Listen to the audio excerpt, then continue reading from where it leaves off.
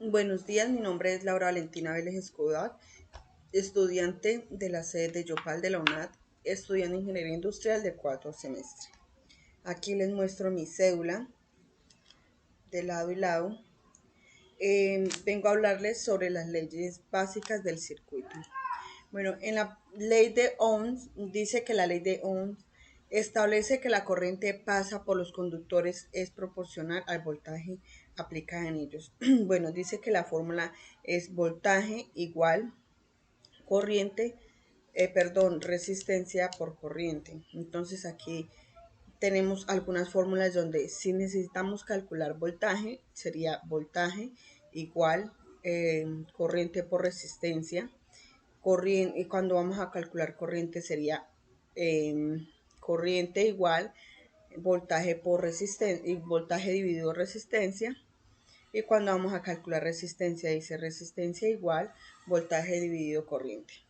Bueno, aquí dice que la ley del voltaje de Kirchhoff. La ley de voltaje de Kirchhoff establece que la suma de todas las diferencias de la potencia electrónica alrededor de un lazo de cero.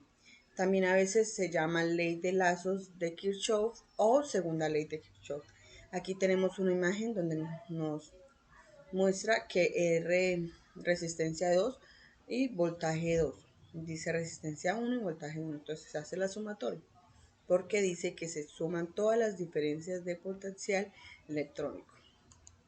Dice la ley de Kirchhoff, la ley de corriente de Kirchhoff. Dice la ley de las mallas de Kirchhoff nos dice que en un lazo cerrado la suma de todas las caídas de tensión es igual a la tensión total suministrada. Tenemos malla 1 y malla 2 de este circuito que nos dan y cada una tiene su ecuación y deberíamos encontrar lo que nos pide el problema. Bueno, aquí dice que la relación de la resistencia eléctrica con la temperatura. Dice que la variación de la temperatura produce una variación en la resistencia. O sea, según la temperatura, así mismo cambia la resistencia. En la mayoría de los metales aumenta su resistencia al aumentar la temperatura.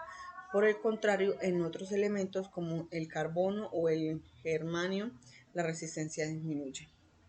Eso es todo. Aquí tenemos unos ejemplos sobre eso, sobre la resistencia. Bueno, eso es todo. Muchísimas gracias.